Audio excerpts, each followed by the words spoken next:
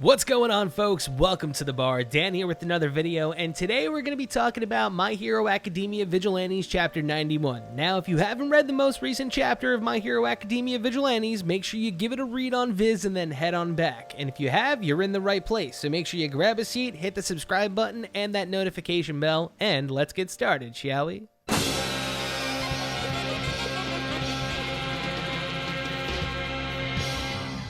Alright everybody, welcome to the bar. Now, before we get started on this week's video, I gotta say one thing.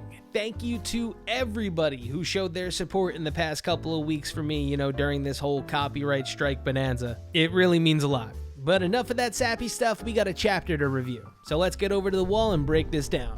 So, the chapter picks up with the high-speed hero O'Clock with what looks like to be a mid-stage version of the high-end Nomu Hood. And they're battling it out, and man, if you had told me that Hood was going to show up in this arc, I probably would have busted out laughing, but wow, I did not see this coming. Also, the fact that this fight has been super fleshed out over the course of the past, 3 chapters, this is badass.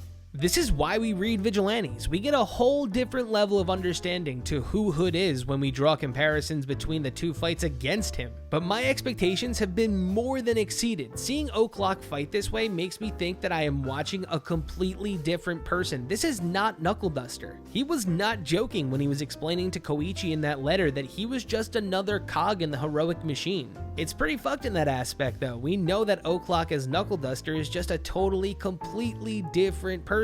Either way, everything that's occurring will culminate on that fateful day when he loses his quirk though. But there's a clear difference between then and now, and this is happening before the major fight between All Might and All For One, not after, the very first fight.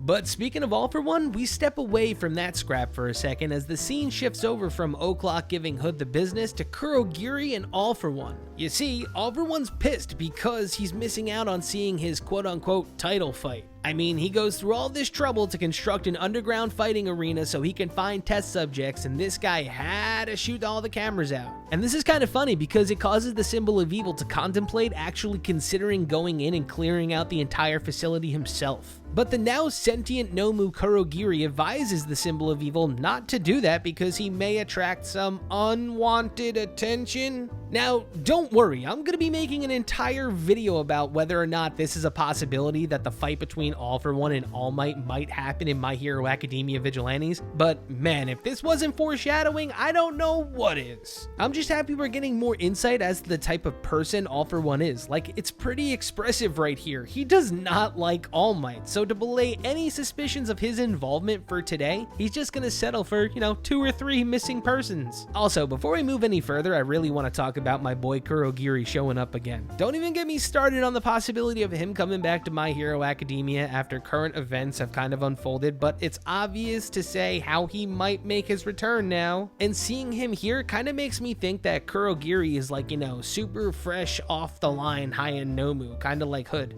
Anyway, we go back to the fight between Hood and O'Clock, and look, I'm gonna say this right now. When Vigilantes gets an anime, parts of this fight better have some kick-ass animation going on. The illustrator, Betancourt, is taking a serious amount of time to show you that not only does O'Clock have the upper hand in this fight, it's made abundantly clear that if he wasn't being attacked on 2 fronts because of the gas, the fight would have been over by now.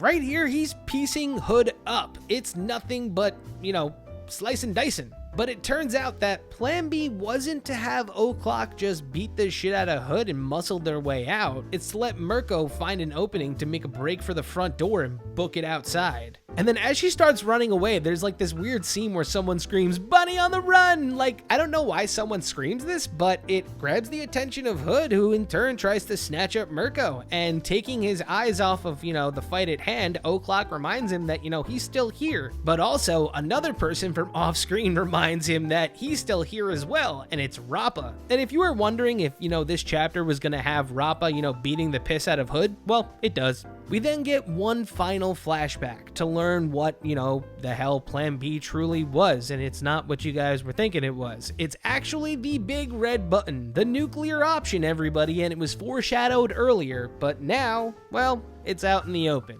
And with Mirko leaping outside, she grabs the attention of Detective Tanuma by shouting 3 words: call All Might. And that's how the chapter ends, with Mirko breaching the front door with a very pop step kind of way, and it looks like All Might is about to show up. I already said earlier, I'm making a bigger video about the possibility of All Might and All For One having their fated battle in Vigilantes, but this week's chapter totally makes up for chapter 89 feeling like it was 9 pages. I mean, to think that All might be coming back into the fold, and the concept of actually getting the fight? We got Aizawa's origin in Vigilantes, but now they're seriously stepping it up. We're gonna possibly see Prime All Might here. And we gotta give some props to Hood, because back in chapter 89 when he showed up, we kind of see that his fighting style really kind of speaks for itself. He's not as Nomu-ified as we think. Yeah, he's probably started going through that general process, but it's safe to say that his body is not holding up to the stresses. I mean, we know that your arms explode when your quirk is being overused. And after this failure, he's probably gonna go back into the hat for another 8 years? So this eventual failure of Hood definitely results in All For One coming to the idea to make them more dollish. That way the Nomus don't revert back to their original host's mentality. And not have their face be shown in a moment of weakness.